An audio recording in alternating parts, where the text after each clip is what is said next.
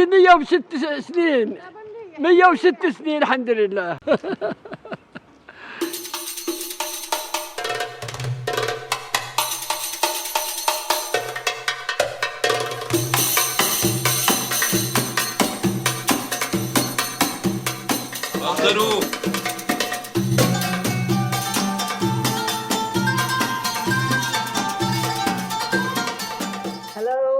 Hello, and welcome to Meet Me on the Abraham Path. I'm Anisa Mehdi, Executive Director of the Abraham Path Initiative. And we're meeting here every other week to bring you stories of the people and the places and the programs of the Abraham Path Initiative, bring them right into your home. API promotes walking in the region we call Southwest Asia, you may call it the Middle East, in order to promote intercultural interactions and to foster friendships across the challenging divides of our times. Now, we say Southwest Asia because it's a place on a map and it doesn't have those political overtones that the term the Middle East has. We've been doing this work since 2007. API is a not-for-profit, and everything that we do, including this webinar, is thanks to your support, and we're very grateful for the supporters that are here in our audience today. You can learn more about, explore more of the Abraham Path Initiative by downloading our 2019 annual report, which is in the handouts section on your control panel. Download it and enjoy and explore. Now, speaking of exploring, today we're going to introduce you to two intrepid explorers, both of whom have spent a lot of time in Iraq, which is my father's homeland. I want to introduce you first, coming from England, to Leon McCarron. Why don't you join me here, Leon? Hi. Hey. How are you doing? I'm doing very well. I'm doing very well. Glad to be here. Great. So Leon is the first person to walk the entirety of the trails that were stimulated through API's work through 2016.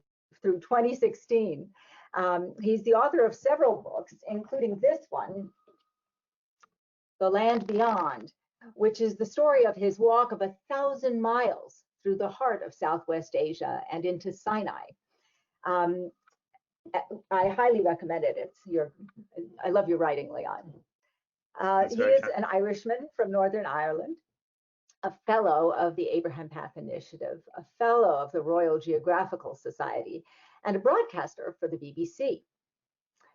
Recently, Leon has been scouting trail in northern Iraq in a Kurdish region for API, and we're looking forward to hearing about that today, Leon. Also joining us today from Surrey, south of London, is Emily Garthwaite. Emily, who's coming on camera now, there you are. Hi, Emily. Hi. Emily has walked over 500 kilometers, that's more than 300 miles, through Iraq, documenting positive stories of empowerment and resilience. She's an award-winning photojournalist who focuses on stories about the environment and on humanitarian issues, principally in Iraq. She is one of Forbes magazine's 30 under 30 and an ambassador for Leica. That's your favorite kind of camera? Yeah. That's a softball question. There we are.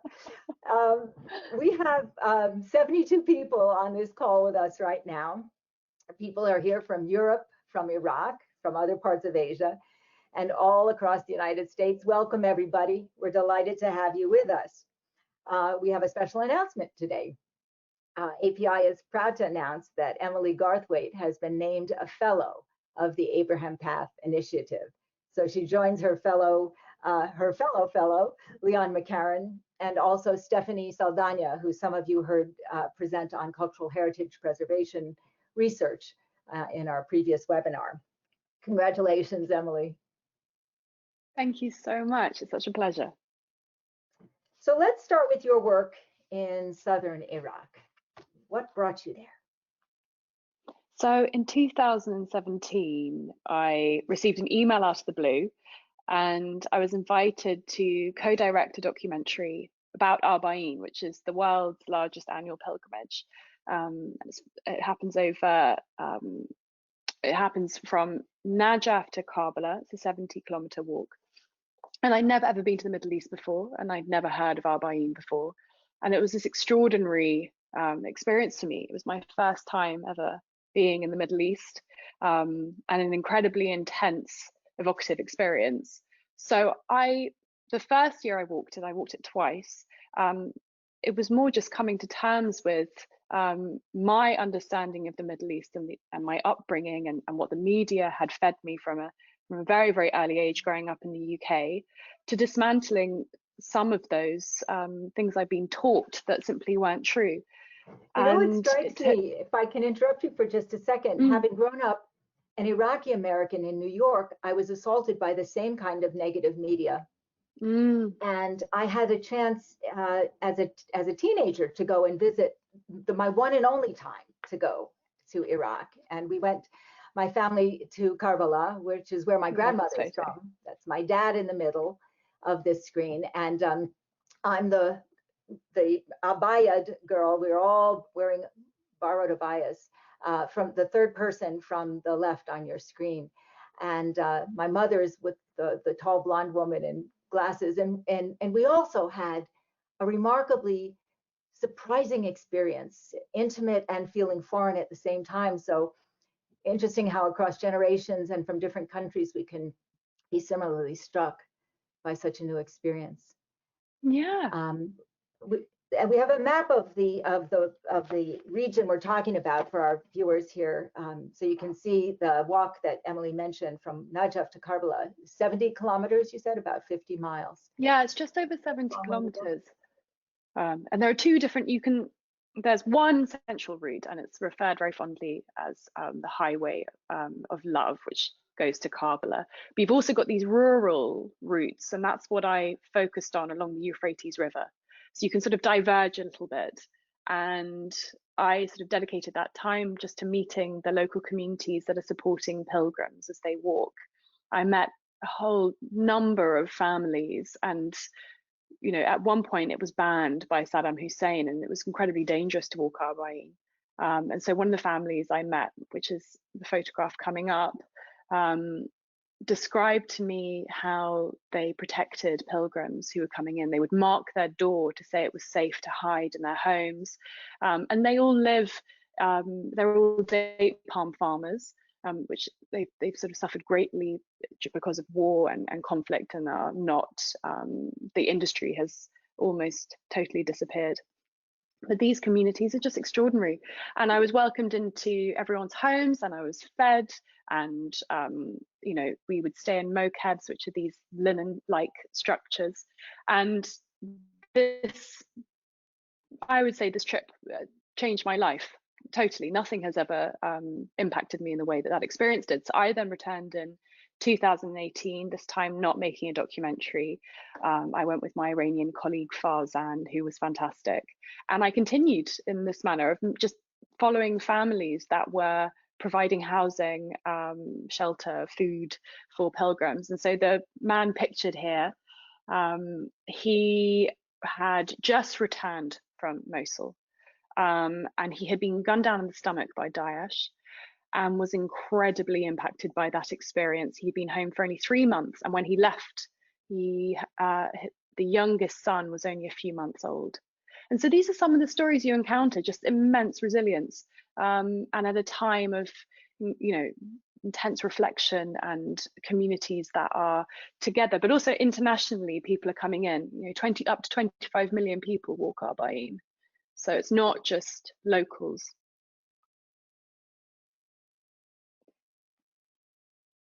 Emily, what is the Arba'een for? What does Arba'een mean?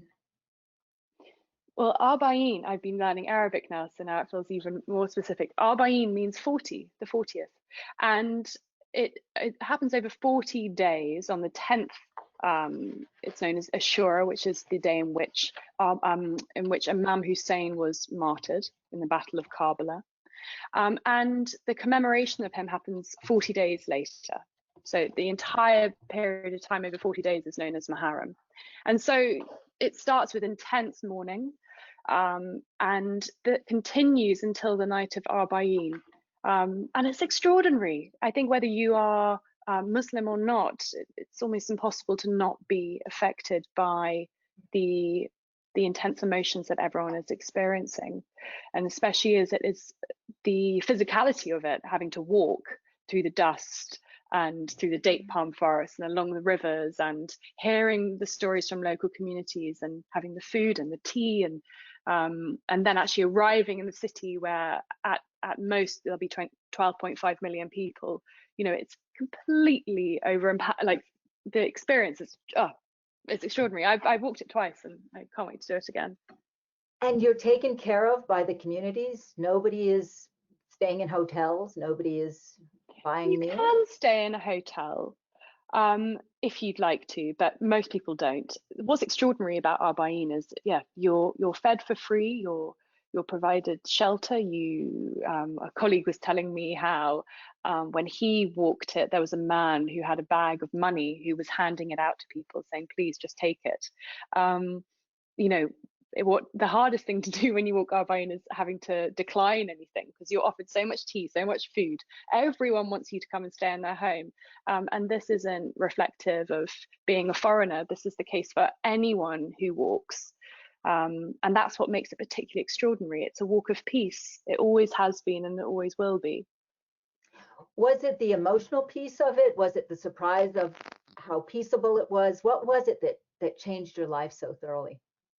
I think, growing up in the UK, and we're seeing what's happening at the moment, and Priti Patel has just announced that the borders will be closed, that free movement of people is changing, and the agenda of our government has changed, has gone increasingly closed-minded. Muslims are incredibly vulnerable at the moment, and I'm in a society that is not particularly supportive of diversity. It's probably the least I could say on the matter. But when I went to Iraq, these are some of the most generous, kind people that I have had the opportunity to spend time with. There is so much that we can learn from Iraqis. Resilience is one of them, and understanding and community. Arba'een is particularly important, I think, if you want to help people dismantle their perception of Islam and also conflict in the Middle East. Lots of people still believe that Iraq is a war zone, and that's simply not correct. And people also have a very negative understanding of the Shia Muslim community. And Arba'een is incredibly important, and it's almost unreported in the West. You'll see it more in the Middle East, it'll be reported, but it's incredibly difficult to find out any information. And so, the only reason I knew about Arba'een was because I was invited to walk it. I'd never heard of it before. And, Hajj and Kumbh Mela for Hindus, these are widely known, and they have just as many people, but they don't happen on the same scale every single year. So it's always been incredibly concerning to me why this hasn't been reported as much as it should have been. Well, another Englishman had heard about Arba'een, or Irishman. Isn't it true that you and Leon met there? Yeah. Leon, how did that happen? He's going to come in. All right. Yeah. Hey. Yeah. So I mean, Emily's done a very good job of describing what's the Arba'een pilgrimage is all about. And at the time, I went along in 2018, and I'd come across the story actually when I'd been in the north of Iraq. I'd heard of some people who were going down to take part, and this was about 4 or 5 years prior to that. And it surprised me that I'd never heard of something so large. And so I spent a few years trying to find the time to go and do it. And in fact, one of the interesting things was that there's so little reportage on it that some of the few photos that I could find, images that really summed it up, were Emily's work from the year before.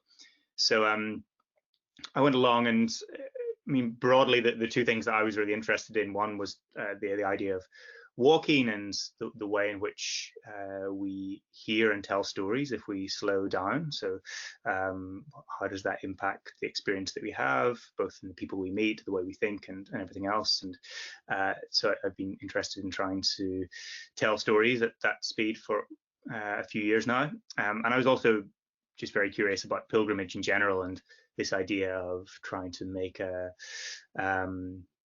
spiritual desire into something physical, and how people render that, and to be part of that is really spectacular anywhere, and to be part of it in a crowd of 20+ million people is phenomenal.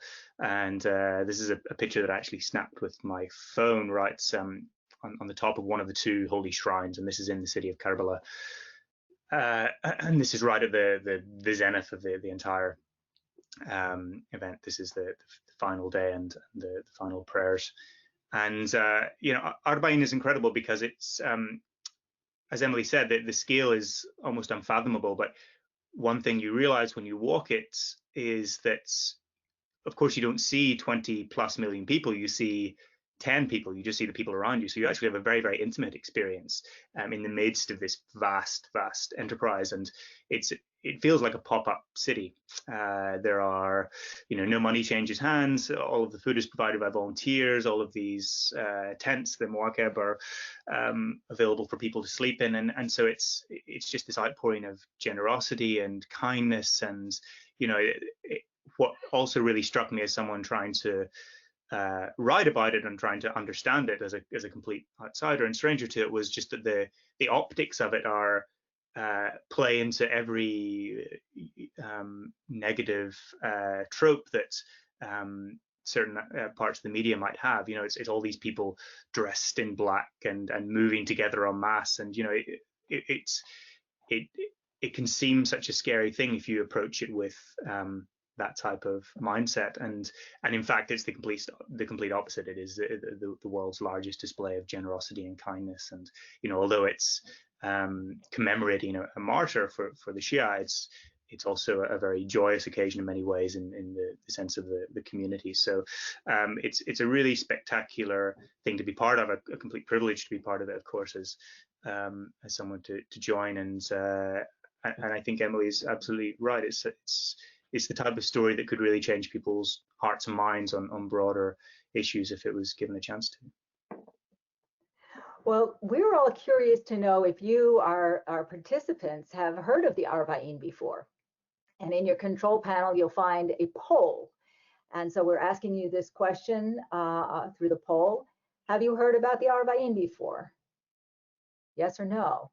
And we'll bring that answer to Leon and Emily, and to me, and to everybody else. So the answers are coming in, and right now it's we've got about 54% say no, they'd not heard of it before, and 46% of our audience had heard of the Arba'een before. That's a pretty even split, I would say, and shouldn't be surprised, given it's an Abraham Path Initiative audience, that we would have some people who are in touch with our world. And I'm impressed to hear that. Emily, you did some work, I know, in issues of we talked about resilience, we talk about empowerment, but those seem almost code words for work with people who've been traumatized. And let's not be beating around the bush. A lot of the people of Iraq have been traumatized since 1991, really, by war, invasion, civil war, just awful things. And I know you did some work in southern Iraq, but also then in your explorations further north in Kurdish Iraq on trauma. Would you carry on that conversation for us? Yeah, I think when I first started doing the work in southern Iraq, I was, and it really benefited. I was very naive, and that means you've got, in many respects, kind of no assumptions, and everything's new. Everything was new to me. But one of the things I really noticed were the sort of the tropes of the Middle Eastern woman and the Middle Eastern man, and there was the fact that it was perceived that Middle Eastern men were sort of warriors, and they lacked this softness. And then on the other side, that Middle Eastern women were oppressed.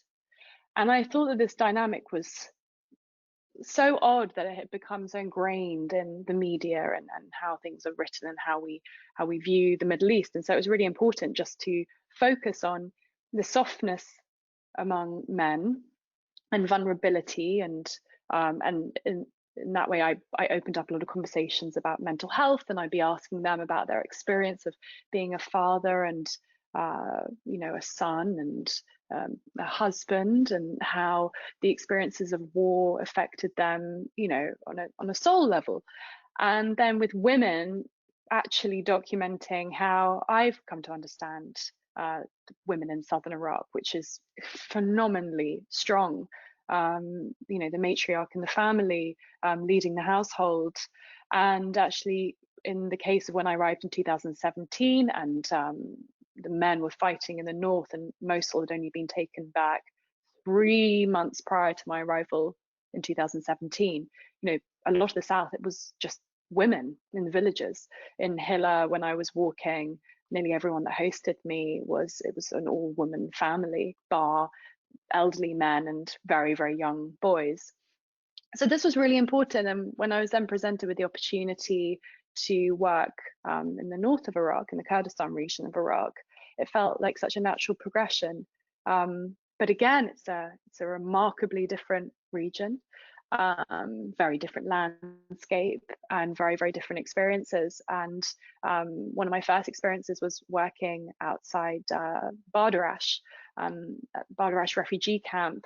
And when Leon and I had come to the Kurdistan region of Iraq, it was only a matter of weeks after Trump had pulled the troops out from Syria. And so you had an influx of Syrian refugees coming into the camp, and over a period of 11 days, the camp, which was empty and originally for internally displaced people from Iraq, and for some reason it was never actually used, it was 15,000 people within 11 days, I believe.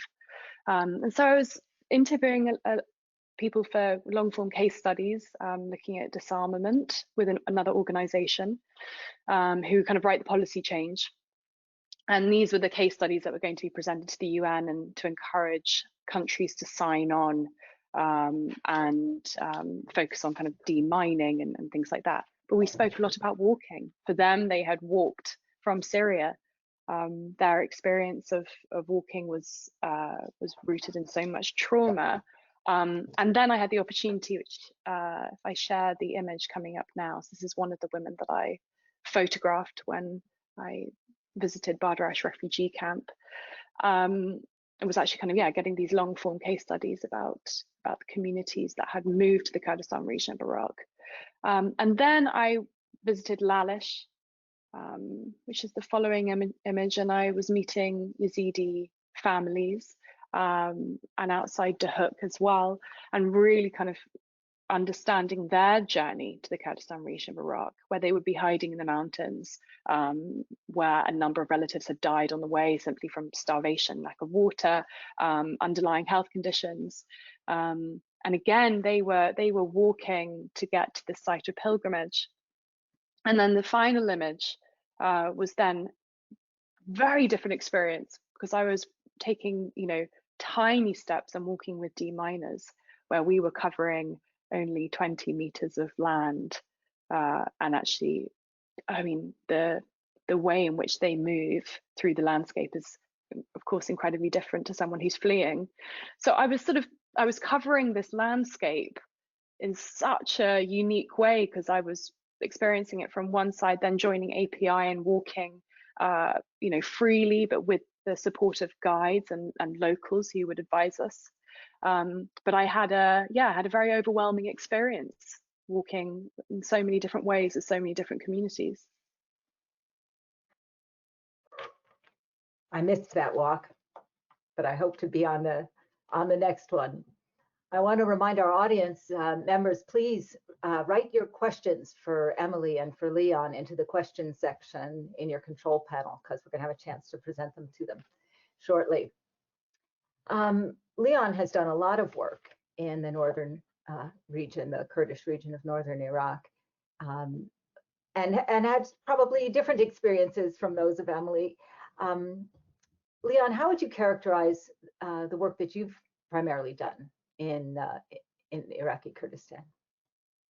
Sure. Well, so I first came to the Kurdistan region in 2016, and I arrived really not with a huge agenda at the time. I came because I was really interested in writing a story about a particular church, actually, just in the very westernmost point of the region. But the day that I happened to fly there from Istanbul was the day that the war against ISIS in Mosul was declared. It began that very night. So as I landed, the troops began to move in. The coalition troops began to move in towards the outlying parts of the Nineveh Plains and then into the city of Mosul. And so even though that's federal Iraq and the Kurdistan region is separate, it was still, it was the domineering story. And as I was wanting to write about certain things, I ended up joining a convoy that was going in, and I started writing about this war and this liberation effort, and it's harrowing, as you can imagine, and it's really, there's a number of reasons why that wasn't a particularly good fit for me. One is just that that's not my expertise, and two is that I felt very much like the what I might be able to offer would be to show something very different. And one thing really struck me was that the nephew of the fixer that I was working with was a guy called Laween. And Laween had said, once you're done with your work there, you should really see this beautiful landscape that we have here as well. It's really, it's pretty special. And so I came back from that trip and went off into the mountains, and suddenly just realized that what an incredibly beautiful place this was. And it reminded me that one of the most powerful types of stories that people like me as outsiders to a region like this can tell is to show the alternative realities, to show the other things that define a region that aren't just the war, that aren't the conflict, that aren't the suffering. And of course, those things are very important. Those stories need to be told, but there are other people who are doing those. So the first picture I'll show is just one of many beautiful landscapes that one might find in Kurdistan. and I've been walking more or less for 10 years now, as I mentioned earlier, telling stories, and it suddenly just clicked to me that this was a place where I should bring these things together. Look at somewhere that's very misunderstood, somewhere that's underreported, somewhere that's has a wealth of stories of history and culture and faith and all these different layers of that. And so I began walking there, and Laween has become not just a great friend, but also really the real pioneer of some of the trail design work that we've been doing. And through him, we found a number of other people who have been hiking recreationally or functionally across the Kurdistan region, and it's incredibly beautiful. It's really mountainous. It's many parts of the old Silk Road pass through here, and I'll show the next picture now. And what I'll say about it is that one of the things that I thought was really fascinating about what Emily talked about earlier is with regards to Arba'een, is that as you walk, you just get these, you capture these little fragments of stories, and you get a little insight into people's lives. And so the news cycle that you have as you walk is slowed right down to 3 miles an hour. So the important things in your day and the important thoughts that you have and connections that you make are ones with people around you, and they're ones that happen much slower and more organically. And so this is a family that Laween and I and some other members of our walking team encountered on one of our hikes in the Barzan area, and they were coming from the village that they lived in now, which is about 10 kilometers from this site, but they're coming back to a place where their family used to be from. And this was a village that had been repeatedly attacked and eventually razed to the ground by Iraqi troops during the time when Saddam was attacking the Kurds. And so they eventually all left, and for 10, 15 years, nobody was able to come back. And since 2003, they've come back every single year, and they spend 2 or 3 months with their tent. They come up here and they just they just be there and be connected to this place that historically their generations and generations and generations of the family are from. So you get these little insights. Someone like me, all I will ever have is this little slice, this little cross section of life, but it feels like such a privilege to be the recipient of that story and to share it, to show perhaps some of the scope that there is somewhere like this. And the final picture I wanted to share, I won't talk too much about the trail design work that we're doing, because we will have another webinar coming up in a few weeks or so about that. But it's almost a cliche to talk about the intrinsic hospitality of this region, but it's a cliche for a reason. It's because it's completely true. And to walk here is to move from one act of generosity to a stranger to another. People who have never seen you before welcome you into their homes, sharing with you not just their stories, but their food, their tea, and so on. And this is Ahmed Razani, who has become a great friend of ours and of our trail initiative as well. But the first time we met him was in late 2017 in winter, when I was trying to get out with Laween and our friend Moran to the eastern part of the region. And we were driving out there in the hope that we could get up early the next morning and go hiking. And we had a flat tire and we'd been on the road for hours. And we ended up pulling into this little village and asking if there was anywhere to stay. And Ahmed was the guy who came out and said, come into my home and, sleep on the floor here. And he brought out all this wonderful bedding, cooked this huge meal, and shared with us not just his home, but the history of the entire region. And he was a member of the Peshmerga, the Kurdish fighting force, and knew the hills like the back of his hand. And so, of course, he's gone on to become one of our great guides and pioneers in showing us the depth of history there. So to walk in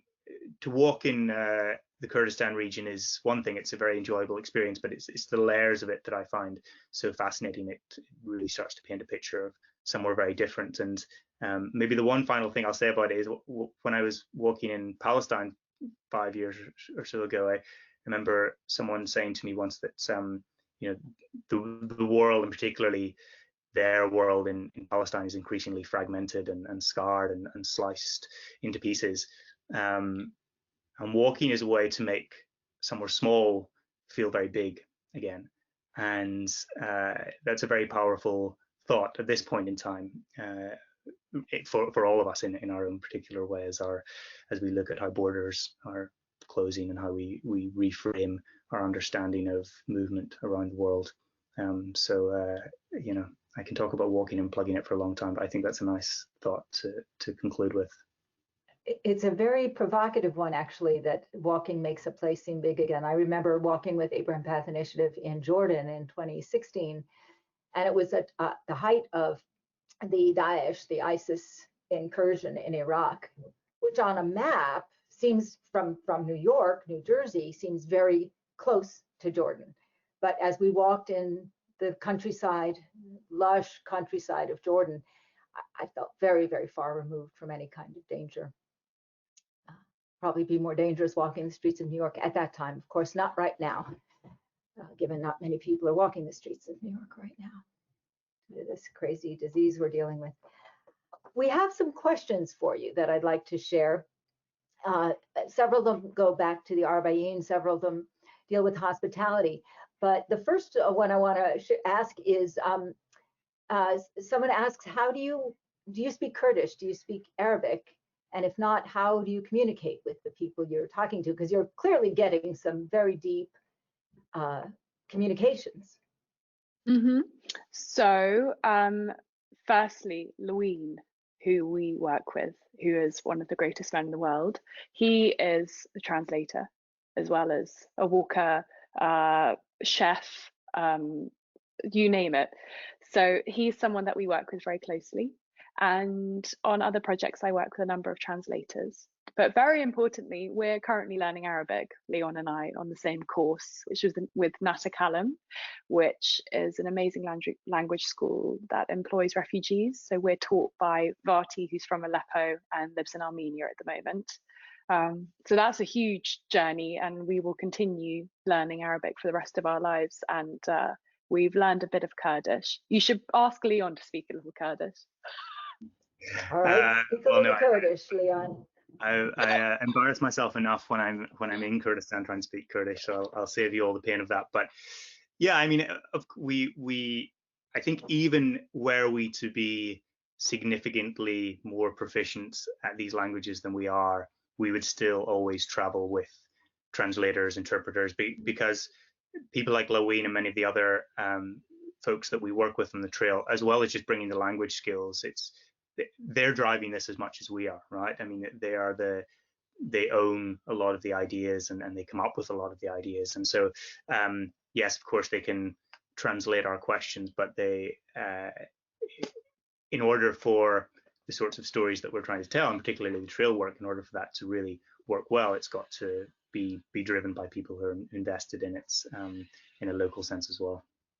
And also, this is cultural nuance. Go ahead, please. I was just thinking, and for cultural nuance, I mean, even if we do learn the language, you never stop learning. And I think it's really important that we always work with, local partners. It's essential. And there's so much we can learn from each other. And it's a much easier way in to come into a community with someone who's trusted in that community, which is one of the ways that Abraham Path Initiative operates. We're always using and getting to know local people and working with local partners in order to deepen and enrich our relationships. Another question about hospitality is how do children participate in this case in the Arba'een? How are they included, and how are they part of the giving of hospitality?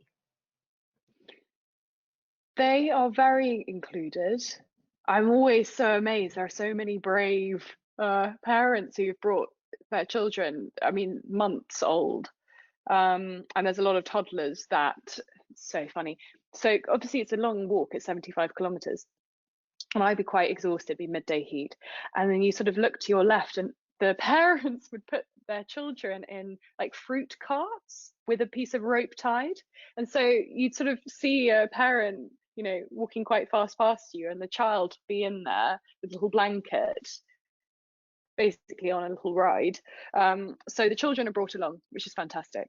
And because the men and women are divided into sleeping quarters at night, and depending which mokeb you choose to sleep in, as in they've, different families have got them set up. I'm always going to be with the children and newborn babies. Like Leon's experience of sleeping quarters in Iraq is remarkably different to mine. So in terms of kind of serving food and tea, they're absolutely on it. Particularly in Najaf, you see lots and lots of children are running out with bowls of food, and it's just a wonderful experience for them. And actually, I photographed the same boy, the same family, 2 years in a row, and I've saw his job title change a lot in 1 year. He'll now be 12 years old.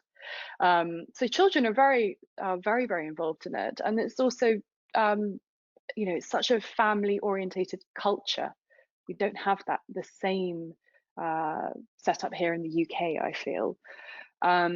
And what I sort of love is that the parents give the children a lot of responsibility, and they step up to it every single time. But yes, sharing quarters with the kids. There was one night, this baby cried. We ended up handing this baby round. The mother was sleeping and kind of napping, and then we would just sort of rock the child. All of us are exhausted. It's all part of the experience. Certainly is. Certainly is. We have another question about the Arba'een, which is Arba'een is known for welcoming pilgrims of all religions, as you and Leon both mentioned. The Vatican sends a representative each year, for example. I wasn't aware of that. And the question is, how was your experience of this interfaith dimension? What was your experience of the interfaith dimension of the Arba'een? Well, I've spent a lot of time in Kabul, and at the end of last year, I was there for Ashura and for much of Muharram. And so you meet a lot of faith leaders.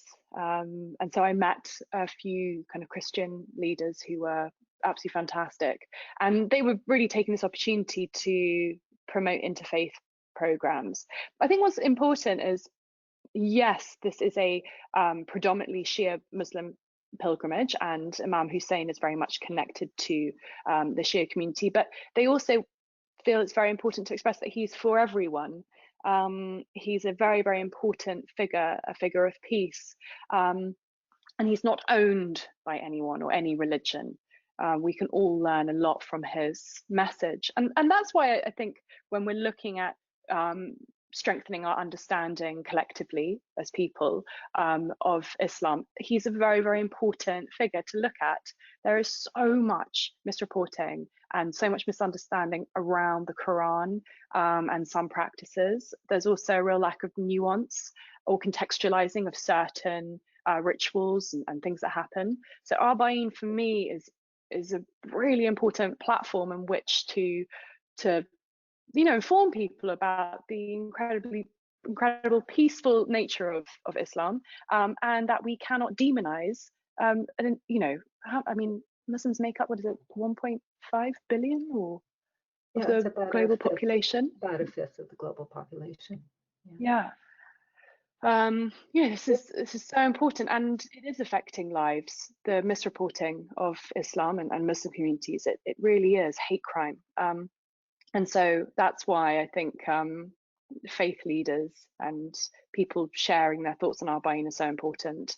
I'm not a faith leader, and I've sort of, whilst I have a Christian upbringing, I've never really put that at the forefront of this work, but it does play a huge role. I do feel like there is an opportunity to be an ambassador in many respects, and to continue to promote this walk of peace. And for those of our attendees who are not familiar with Imam Hussein, he is one of two grandsons of Muhammad the Prophet. He didn't have a lot of children, but his daughter Fatima had two boys, and Hussein was one of them. Question comes, what are the reasons the Western media doesn't report the Arba'een? We report the Hajj, the news media reports the Hajj. I've made 3 films on the Hajj for public TV here, but Arba'een is less known. What do you think? Yes, I think I've always felt the location plays a big part, the fact that it's in Iraq, and the fact that historically that region has experienced a lot of conflict. I also believe that it's part to play because it's a Shia pilgrimage, and they are minority within the Muslim faith. And I'm not a conspiracy theorist, but I've really struggled. It's been years now, and I get asked this question a lot, and I'm still no closer to answering why it doesn't get reported as much. But all I know is it's an incredibly complex geopolitical scene, and culturally it's very complex. It's a story that I've always felt should be told by Iraqis, and I feel they haven't had that platform to share it. And it's also been misunderstood and banned. And Saddam Hussein banned it purely because he didn't believe that people could walk in peace without it being weaponized. He felt there would be a revolt, and obviously he didn't support the Shia community, but he believed that how could up to 25 million people walk in peace? And I think perhaps going back to what Leon has said about objectively looking at it, people they wear black because it's a time of mourning, so everyone has to wear black. It can look a little frightening from a bird's eye point of view, but once you get close to the story and understand the context of it, it's remarkably different to how it initially looks. So I think that plays a part too, and also laziness. I think people have more of a one-dimensional view, and the media profits from that too. It just, bad news, negative news sells.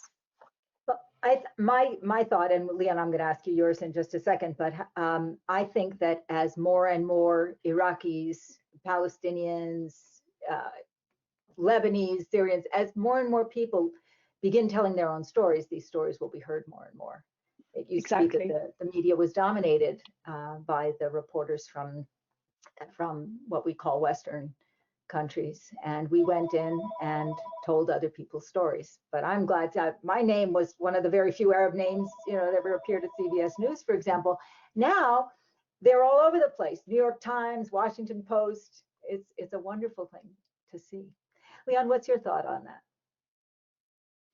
Yeah, all I would add is that when I went to walk Arba'een, I didn't have a commission from a publication.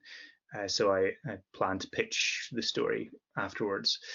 And when I did, I pitched to a lot of the same outlets, the same newspapers in the UK that I would normally, and some of the same magazines. And I got told a variety of things, often quite gently, that's something that's come up already, that it was just not of interest, that readers wouldn't enjoy hearing about it, which I don't believe is true, but that was the idea. But the other interesting thing that I noticed was I was in a couple of occasions when an editor was interested, that they asked if I could turn it into a travel story, right? I mean, I was pitching the story of this pilgrimage and the context of it, the stories of those who walked that I happened to cross paths with. But the request was, could I turn it into a story about me, as in that somehow it would have more gravitas if it was a story of a Westerner's experience of being there, which I think says a lot about the problems in the system of how we tell those stories. So both you, Anissa, and Emily have summarized a lot of the other issues with it, but it's a really curious one, and I'd love to kind of hear from some editors at some point about why that is. Yeah. Leon, we have the question, with coronavirus as an obvious hurdle, when do you think a trail through Kurdistan might be launched, and how do you predict it may affect the region? Well, the answer to that depends on who's asking it. If the person asking is Kurdish and already lives in Kurdistan, then the answer is that that the region's opening up already, and people are going out hiking, and you can get out pretty easily. People are already doing it. The sections of trail that we've been working on some parts are quite well known day hikes, and the other parts will develop further when we get back. I presume probably the person asking is not from the region, in which case it will just depend on what happens to international travel, what happens to the entire mechanics of our world and how we get around, which I'm certainly not qualified to answer. I plan to go back very, very soon, and I suspect probably what will happen, I plan to go back for quite a long period of time, and I suspect what will happen is when flights restart, I'll go there and I'll have to do a quarantine for a couple of weeks, and then I'll be free to move around, and hopefully the virus won't have a second wave in Iraq, and I'll be able to do more work there. But yeah, I'm unwilling, sadly, to speculate as to when any of us will be moving anywhere and when things will start to open up. We'll talk more about the trail in the next webinar, but I mean, we're still in early stages. These things take a very, very long time, and what we're doing at the moment is just the initial scouting and gathering and collection of information and of pre-existing trails, old pilgrimage routes and shepherd's paths and trading ways, and all of these things that people historically have used to move across the landscape. So we've got all of that, but before we can put it into a system where it's safe to bring people from outside to come and walk, that'll take a lot longer. So don't get too downhearted. It will happen, but it'll just take a little bit longer due to Well, this is an coronavirus. appropriate time for us to ask our second question of our audience, which is, when the time comes and when it's safe and when travel restrictions are limited, would you be interested in taking a walk in the Kurdish region of northern Iraq with Leon McCarron? I go walking with him a lot, and I would recommend. Well, so far the poll is 100% yes as the answer. Yay! So I don't know when that time will be, but Abraham Path Initiative, oh, now it's down to 98%, a little bit of hesitation. But, you know, who knows what will happen and when. But we will certainly be, we have a walk that we offer right now in Kurdish Iraq in October of 2020, and we haven't yet polled it.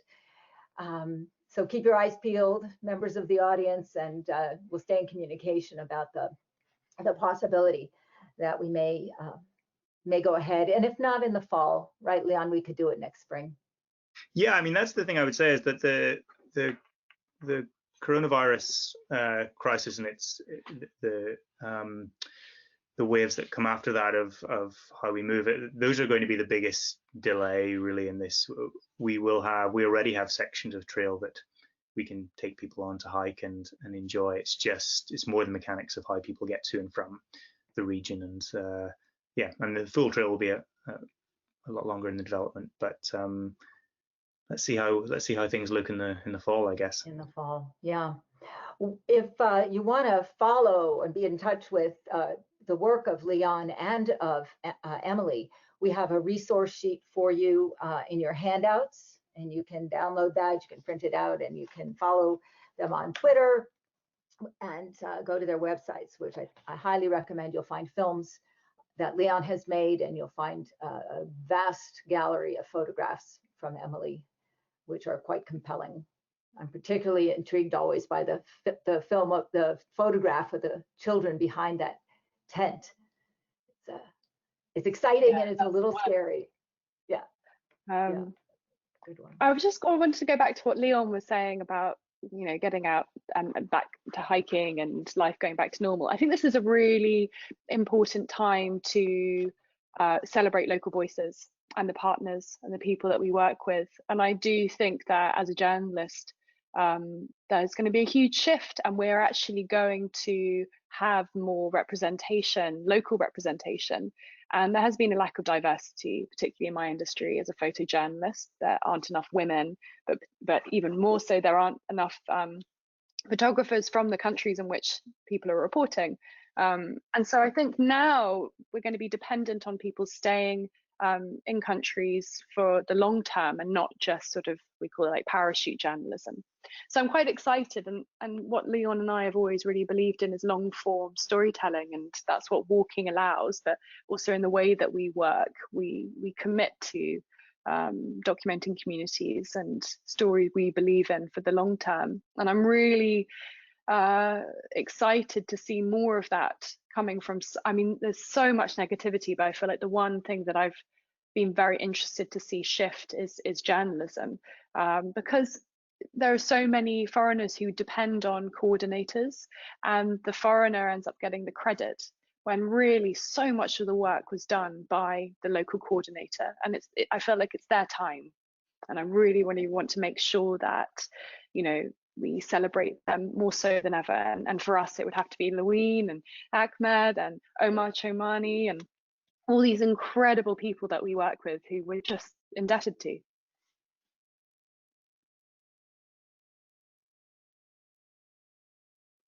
Anissa, I think you've muted yourself.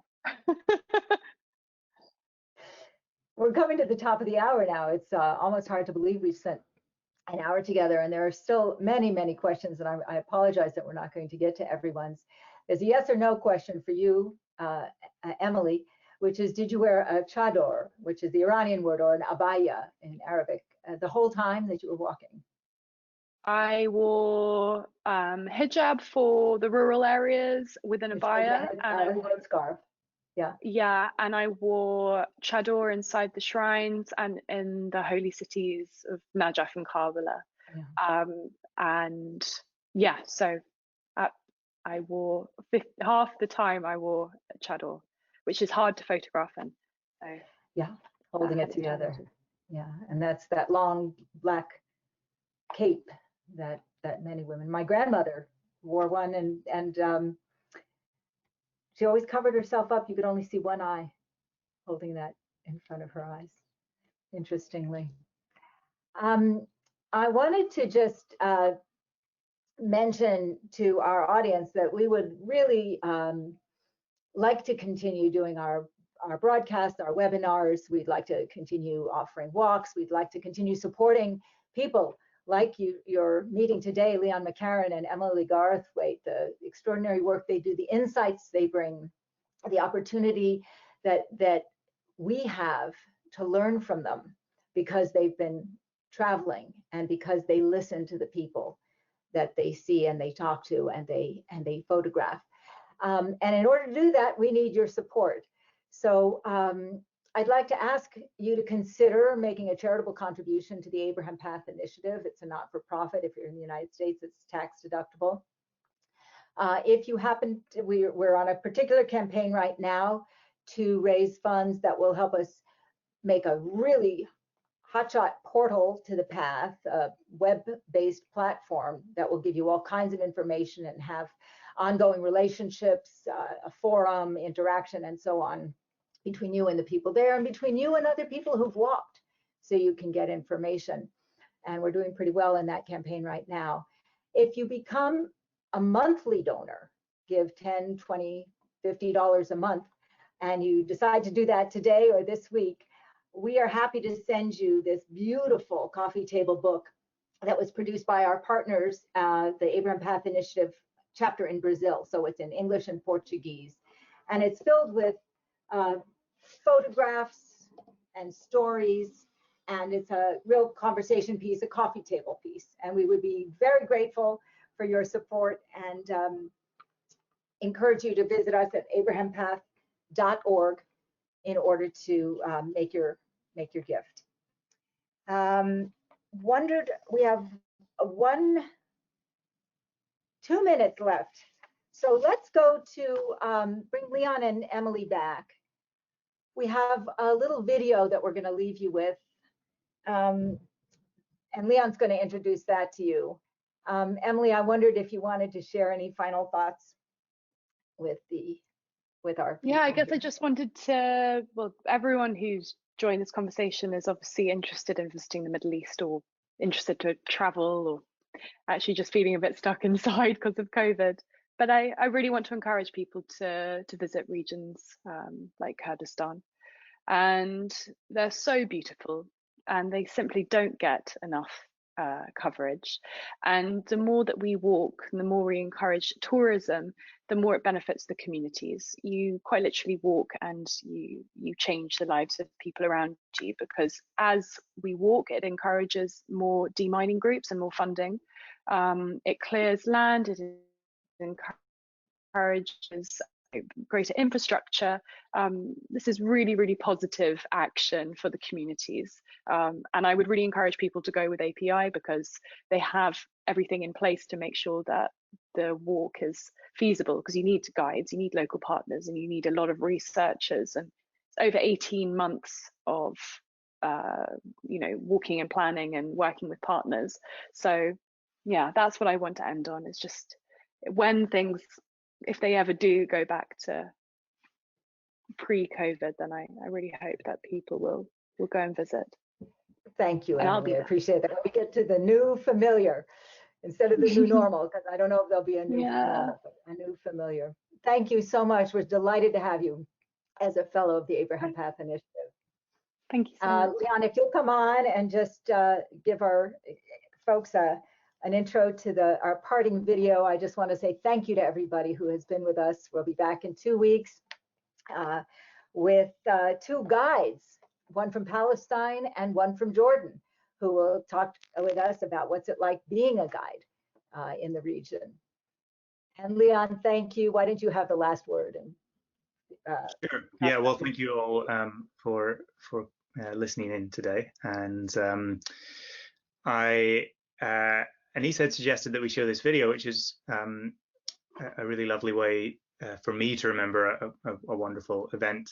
After I walked Arba'een in 2018, I went on to some other parts of southern Iraq, all for the first time. I'd never been to that part of the country. I went to the marshes, which are one of the most incredible parts of the country and of the region. And I also went to the city of Ur, which was a Sumerian city-state in 3,800, 4,000 BC. And the Ur has got this one remaining artifact of that time, which is the great ziggurat, which is this vast structure, which you'll see in the video, and it was believed that it was the base of a temple.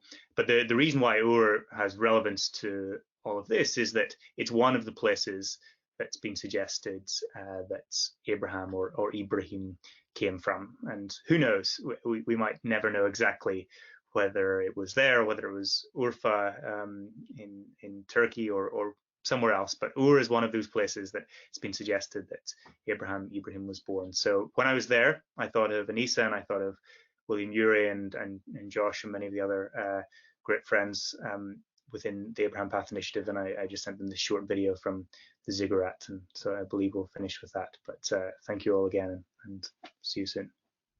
Hey folks, I'm somewhere pretty special that I thought you might like to see. Behind me is the great ziggurat of Ur. It's the middle of the day, so the light is beating down pretty fearsomely above it. All around this way is the rest of the city, the Sumerian city. And this, of course, is one of the places that is said the prophet Abraham or Ibrahim could have been born. Who knows? But it's very special to be here. Relatively hard to access given exactly where it is down in the south part of Iraq.